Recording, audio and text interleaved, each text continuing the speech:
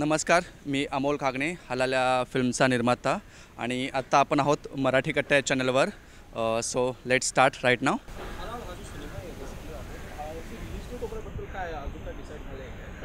हलाल हा मुळात एक फेस्टिवल सिनेमा आहे. त्याच्यानंतर आम्ही याला कमर्शियली पण तेवढ्याच मोठ्या लेवलवर रिलीज करत आहोत. आत्ता मोस्ट प्रोबॅबली आम्ही मेच्या एंडिंगला किंवा जूनच्या पहिल्या आठवड्यामध्ये हलालला रिलीज करू. टेंटेटिव्हली आमची डेट आहे की 26 मे. सो त्याच्या आसपास आम्ही 1-2 आठवडे पुढे मागे हा सिनेमा नक्कीच रिलीज करायचा प्रयत्न करत आहोत आणि एक चांगल्या मोठ्या लेवलवर आम्ही सिनेमा रिलीज करत आहोत आत्ता सध्या.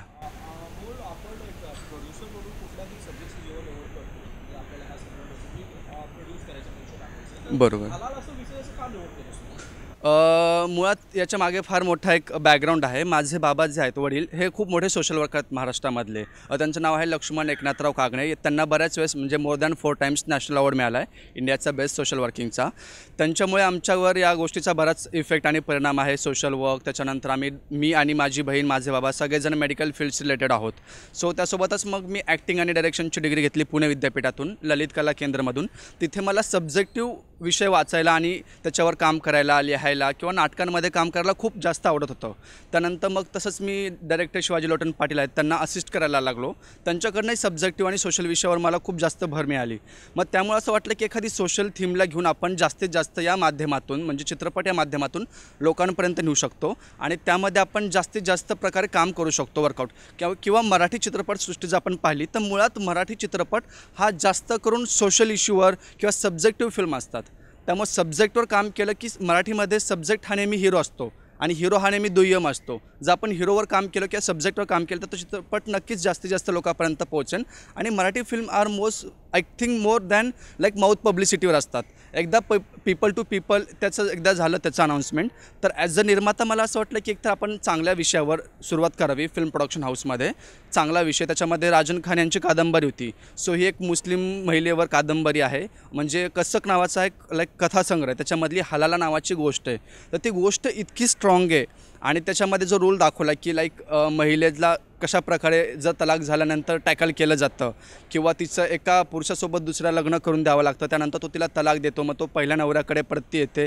या बऱ्याचशा गोष्टी मला अशा पहिल्यांदा ॲक्सेप्ट करताना खूप वेगळ्या पद्धतीने वाटत होत्या. पण नंतर वाटलं की नाही, हा सब्जेक्ट माझ्यासाठी करेक्ट आहे, जो मला मोठ्या पद्धतीवर किंवा मोठ्या लेवलला घेऊन जाऊ शकतो. आणि त्याच्यानंतर म्हटलं की सब्जेक्टवर काम करूया, चित्रपट चांगल्या प्रकारे बनवूया. सुरुवातीला कधी रिलीजचं बजेटिंग किंवा जास्त पैसे कमवावेत असं काही डोक्यात नव्हतं. फक्त सब्जेक्ट चांगला आणि चांगल्या प्रकारे नाव व्हावं एवढीच इच्छा होती. त्यानंतर असं कळलं की आपण सिनेमा खूपच चांगला बनवला आहे. पब्लिकचे रिस्पॉन्स खूप छान आले. इतके अवॉर्ड, म्हणजे मोर दॅन 33 अवॉर्ड्स आम्हाला मिळाले. पुणे इंटरनॅशनल फिल्म फेस्टिवलमध्ये मिळाला, मग महाराष्ट्र राज्य शासनाचे 7 पुरस्कार मिळाले. त्यानंतर चित्रपट कान्सला गेला, मग गोव्यामध्ये होता मार्केटमध्ये. त्याच्यानंतर मग बाकी बरेच गोदरेज फिल्म फेस्टिवल असेल किंवा राष्ट्रीय आंतरराष्ट्रीय बऱ्याच चित्रपट महोत्सवामध्ये जाऊन आल्यानंतर आत्ता जस्ट रिसेंटली परवा दिवशी झी गौरवचे आम्हाला 2 अवॉर्ड मिळाले. म्हणजे आम्हाला खूप मोठी शॉकिंग न्यूज होती की एवढे सारे अवॉर्ड्स मिळतात आणि एवढं सगळं पिक्चरचं नाव होतं आहे. त्यामुळे आम्ही सब्जेक्ट निवडताना त्याच विचारावर गेलो होतो की सब्जेक्ट हा नेहमी स्ट्रॉंग असला पाहिजे चित्रपटाचा. जेव्हा आपण सिनेमा म्हणजे हा बोलतो basically it's a very powerful word also we can सांगताय. आपला हा सिनेमा बेसिकली लोकांना काय मेसेज आहे? ॲक्च्युली सिनेमामध्ये हा मेसेज आहे, कुठल्याही धर्मामध्ये किंवा संस्कृतीमध्ये असं असतं की त्याच्यात काही ना काही परंपरामुळे, रूढींमुळे काही लोकांवर अत्याचार होतात. म्हणजे ब्राह्मण किंवा शूद्र असो, किंवा जर आपण US मध्ये गेलो तर काळ्या गोऱ्यांमध्ये मतभेद असतो, किंवा काही मुस्लिम. आम्ही असं पर्टिक्युलरली मुस्लिमांनाच टार्गेट कोणासाठी सिनेमा नाही बनवला. हा जनरल एक जे एक स्त्री असते तिच्यावरची कन्सेप्ट आहे की स्त्रियांवर होणारे अत्याचार असतील तर ते थोड्या प्रमाणात कमी झाले पाहिजेत. म्हणजे आपल्याकडे सतीची प्रथा होती, तर ती सतीची प्रथा आता बऱ्यापैकी कमी झाली आहे. त्याच्यानंतर असं मुस्लिममध्ये हलाला नावाची निगा आहे, ज्याच्यामध्ये ती जी वुमन आहे ती थोडंसं मेंटली आणि फिजिकल त्या रूलमध्ये सफर करते. आणि ती थोडीशी आम्हाला असं वाटलं की याच्यावर थोडं आपण वर्कआउट केलं पाहिजे, आपण आपल्या पद्धतीने गेलो पाहिजे. आणि ती ॲक्च्युली मानवी वेदनेची कथा आहे, म्हणजे मानवीला, म्हणजे एक स्त्रीला ज्या वेदना होतात त्यावरची ती मुळात कथा आहे. त्यामुळे पर्टिक्युलरली ही कुठल्या धर्माला किंवा जातीला अशी बनवून नाही. It's a universal film and it's a universal subject. More than 34 countries आहेत ज्या मुस्लिम बेस्ड आहेत किंवा त्या रिजनवर आहेत. त्यात सगळ्यांसाठी आमचा मेसेज आहे. आणि आम्ही जवळपास चित्रपट बऱ्याच वेगवेगळ्या देशामध्ये पण रिलीज करत आहोत. आमचं बऱ्याच पाकिस्तान, कझाकिस्तान, खुजांडा, उझबेकिस्तान तिकडे पण आमचे डिस्ट्रीब्युटरचे टाईप चालू आहेत. सो तिकडच्या लेवलला पण आम्ही तिकडे पण सिनेमा त्याच पद्धतीने मोठ्या लेवलला रिलीज करत आहोत. सिनेमामध्ये तुम्ही बोलता मोठ्या लेवलवरती रिलीज करतोय. सर्वात पहिलं तर जेव्हा हा सिनेमा आयडिया आला असेल की आपल्याला असा सिनेमा करायचं. त्यानंतर दुसरं जो स्टेप असतो बेसिकली ॲक्टर्सची निवड. ह्या सिनेमाला ॲक्टर्सची निवड कशी झाली? ॲक्टर्सच्या निवडीत बोलायचं झालं तर आमचं ॲक्च्युली असं होतं की आम्ही शिवाजी पाटलांना 31 ऑक्टोबर म्हणजे शिवाजी लोटन पाटील जे डायरेक्टर आहेत आमच्या चित्रपटाचे, त्यांना 31 ऑक्टोबर या सिनेमामध्ये मी असिस्टंट डायरेक्टर होतो. त्याच्यामध्ये आमच्या बऱ्याच फिल्मबद्दल गोष्टी म्हणजे डायरेक्शन टीममध्ये असल्यामुळे रात्री तेच असतं की स्टोरी ऐकणं, स्टोरीवर डिस्कशन करणं, डायरेक्शनचे शॉर्ट करणं. मग तेव्हा त्याच्या गोष्टी होत्या. आमच्या जवळपास 70-80 दिवस ते शूट चाललं सिनेमाचं. त्याच्यामध्ये मग आमचा हलाल सब्जेक्ट निघाला. तर आमच्या डोक्यात असं होतं की सोहा अली खानला घेऊन हलाल सिनेमा बनवावा स्टार्टिंगला. त्याच्यामध्ये मग सोहा अली खानला आम्ही ही गोष्ट ऐकवली होती. सोहा अली खानला आवडली पण होती, ॲक्सेप्टेड होती. मग सोहा अली खान आणि प्रीतम म्हणजे जी माझी बहीण आहे प्रीतम कागणे, त्या दोघींवरती आणि तिसरी अजून एक लहान मुलगी आहे सिनेमामध्ये. 3 ॲक्ट्रेस आहेत वेगवेगळ्या लेवलवर. तर त्याच्यामध्ये आमचा असा सब्जेक्ट चालू होता की ही सिनेमा सोहा अली खानसोबत बनवावी. सोहा अली खानला आवडला पण होता, त्यांनी ॲक्सेप्ट पण केला. पण अचानक त्यांचं लग्न ठरलं आणि मध्येच कुणाल खेमू त्यांचं लग्न झालं. मग सगळी टीम आमची त्या लग्नामध्ये गेली, सेलिब्रेशन झालं आणि त्यानंतर थोडंसं त्या त्यांच्या व्यावहारिक आणि जीवनामध्ये अडकल्या. त्याच्यानंतर त्यामध्ये लंडनला गेलो होत्या त्यांच्या बिझनेससाठी. मग सिनेमा थोडा बाजूला राहिला होता. तर आम्हाला असं वाटलं की हा सिनेमा वर्कआउट झालं पाहिजे आणि सायमल्टेनियसली आमच्या पण डोक्यात चालू होतं की हाच सिनेमा आपण घ्यावा. तर मग आम्ही ह्या सिनेमामध्ये हात घातला. मग त्याच्यानंतर मग आम्ही प्रीतमसोबत तो सिनेमा केला, प्रीतमला लीड ठेवून डोक्यामध्ये. त्यानंतर सायमल्टेनियसली की 2 हिरो पाहिजे होते. तर एक चांगला हिंदी बोलणारा आणि एक सब्जेक्टिव्ह हिरो जो असतो, तर आपल्यामध्ये मराठीमध्ये मला असं वाटतं की Chinmay Mandlekar he is the best. कारण की ते NSD पासआउट आहेत, त्यांचा हिंदीचा ऑरा खूप आहे. खूप चित्रपटांमध्ये लेखन, दिग्दर्शन, त्यांनी सिनेमा केला आहे, नाट्य केलेले आहेत. त्यांचा खूप चांगला एक्सपिरियन्स आहे. त्यांच्यासोबत काम करायची खूप इच्छा होती. या चित्रपटाच्या माध्यमातून त्यांच्यासोबत काम करण्याची एक आमचं ट्युनिंग झालं.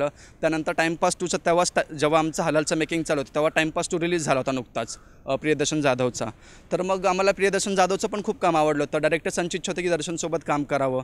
सो मग आम्ही दर्शनला अप्रोच केलं, त्यांच्याशी त्यांना भेटलो, त्यांना कथा पाठवली. त्यांना पण कथा खूप आवडली आणि मुळात सब्जेक्ट इतका स्ट्रॉंग होता की ज्या कलाकारांना आम्ही फिल्म पाठवायचो ते लगेच ॲक्सेप्ट करायचे. म्हणजे एक रात्री तो असले की दुसऱ्या दिवशी डन आम्ही करणार आहे. म्हणजे प्रत्येकाचं कॅरेक्टर आर्टिस्टपासून सुद्धा म्हणजे आम्ही या फिल्मसाठी कुठलंही ऑडिशन नाही घेतलं ना, कुठली आम्ही याच्यासाठी पब्लिसिटी केली.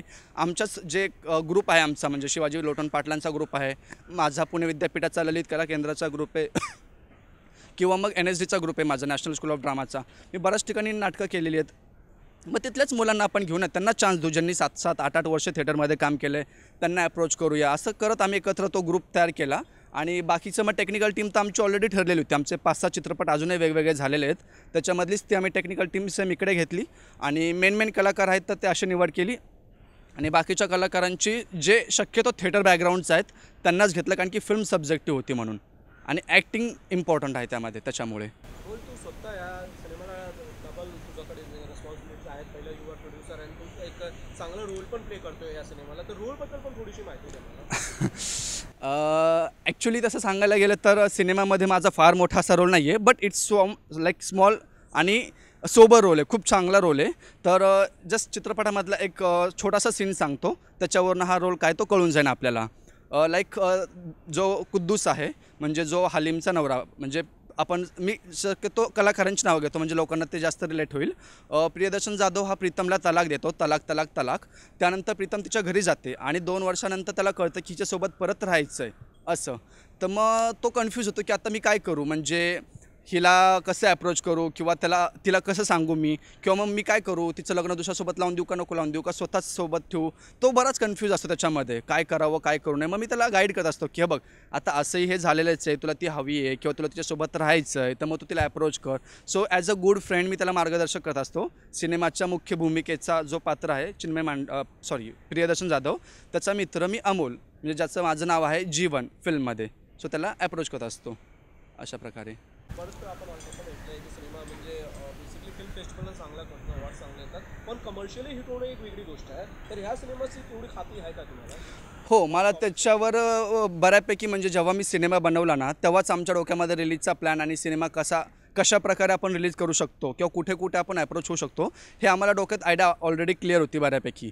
मुळात सब्जेक्टिव्ह फिल्म आहे, मराठीमध्ये सब्जेक्टिव्ह फिल्म लोकांना खूप आवडतात, त्यामुळे पहिला आमचा हा प्लस पॉईंट होता. दुसरी गोष्ट राजन खान यांची ही कथा आहे. राजन खान यांचा स्वतःचा खूप मोठा फॉलोअर आहे महाराष्ट्रामध्ये, तर त्याच्यामुळे त्यांच्या फॉलोअर्सच्या आम्हाला कंटिन्युअसली अप्रोचेस चालू असतात. त्यानंतर सिनेमा बऱ्याच फेस्टिवलमध्ये गेला, त्यामुळे festival audience plus general audience, social मीडियावर याचं बरंच नाव चर्चा आहे, बऱ्याच याच्याबद्दल रिव्ह्यूज येतात, त्यामुळे आम्हाला खात्री होती. त्याच्यानंतर त्यातल्या त्यात आमच्याकडे मेन प्लस पॉईंट पाहायला गेलं तर एक चांगले तगडे कलाकार आहेत, म्हणजे चिन्मय मांडलेकर, प्रियदर्शन जाधव, छाया कदम, विमल म्हात्रे, संजय सुगावकर, विजय चौहान, जे विजू मामा आहेत आपले, खूप जुन्या कलाकारांपासून ते नवीन कलाकारापर्यंत अशी मोठी तगडी फौज आहे. आमचं जे डायरेक्टर आहेत शिवाजी लोटन पाटील, जे नॅशनल अवॉर्ड विनर आहेत, त्यांची पण स्वतःचा फार मोठा फॉलोअर आहे नॅशनल अवॉर्डमुळे. सो अशी सगळी आम्हाला आयडिया होती आणि अंदाज होता. सो त्याच्या दृष्टीने आम्ही हा सिनेमा बनवला. आणि आता जेव्हा आम्ही सिनेमा रिलीज करत आहोत तेव्हाच आता एक थोडासा मुस्लिम सब्जेक्ट पण खूप चर्चेला आला आहे की ट्रिपल तलाक बंद करा, ट्रिपल तलाकवर ही फिल्म आहे आणि हलाला रूल बंद करा. आणि असं झालं की हा दुग्धशर्करा मानावा लागेल की ट्रिपल तलाक, हलाला निघा आणि आमची फिल्म म्हणजे हलाला हे सेमच सब्जेक्ट आहेत आणि ट्रिपल तलाक पण सेमच आहे. त्यावर आता मोदींनी याच्यावर स्पीच दिलेला आहे. त्याच्यावर बरेच आता बहुतेक 11 एप्रिलपासून हायकोर्टामध्ये त्याची सुनावणी पण चालू आहे की हा रूल कसा आहे, काय आहे त्या. आणि सेम तो रूल, तो सब्जेक्ट आणि ती सगळी प्रथा एकदम डिटेलमध्ये या सिनेमामध्ये दाखवलेली आहे. त्याच्यामुळे आम्हाला अजूनच जास्त फॉलोअर्स मिळतात या सिनेमाचे.